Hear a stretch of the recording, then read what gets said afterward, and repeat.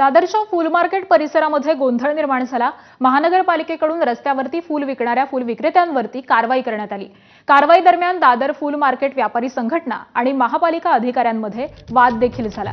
फूल व्यापाऱ्यांचं मोठ्या प्रमाणात नुकसान झालेलं आहे। महानगरपालिकेकडून जेसीबी आणून फूल विक्रेत्यांवरती कारवाई करण्याचं काम सुरू आहे, तर पालिकेच्या कारवाईमुळे इथल्या फूल व्यावसायिक कमालीचे नाराज झालेले असून फुलांचे क्रेट्स तोडल्यामुळे त्यांचं मोठं नुकसान झाल्याचा आरोप देखील करण्यात आला। त्यांच्याशी बातचीत केली आमच्या प्रतिनिधींनी, बघूया।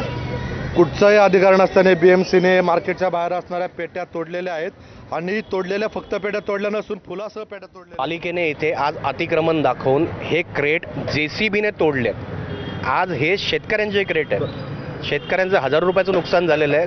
पालिकेने जर सांगितलं असतं शेतकऱ्यांना की तुम्ही क्रेट बाजूला करा, तर शेतकऱ्यांनी ते ऐकलं असतं। जेसीबीने तोडायची गरज नव्हती। जेव्हा वरिष्ठ अधिकाऱ्यांची राऊंड असते ना, तेव्हा पालिकेचे खालचे अधिकारी पूर्ण रस्ता साफ करतात, पाण्याने धुवून काढतात, चकाचक करून टाकतात। आज इथे जी नॉरचे वॉर्ड ऑफिसर यांची राऊंड होती असं आम्हाला कळलं आणि ती राऊंड होती म्हणून पालिकेने त्यांना खुश करण्यासाठी म्हणून पालिकेच्या काही कर्मचाऱ्यांनी त्यांना खुश करण्यासाठी म्हणून हे जेसीबीने तोडफोड केली। आम्ही फुलांचे ट्रक शेतकऱ्यांना खूप आतमध्ये लावण्यास सांगतो।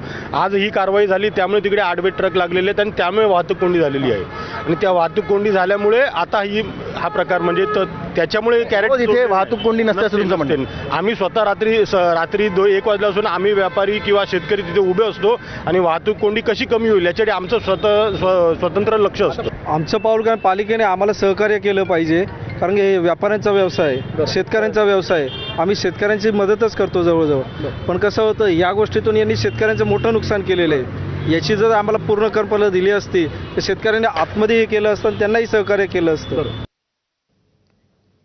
पुढची बातमी आहे नागपुरातून। नागपुरातील कालच्या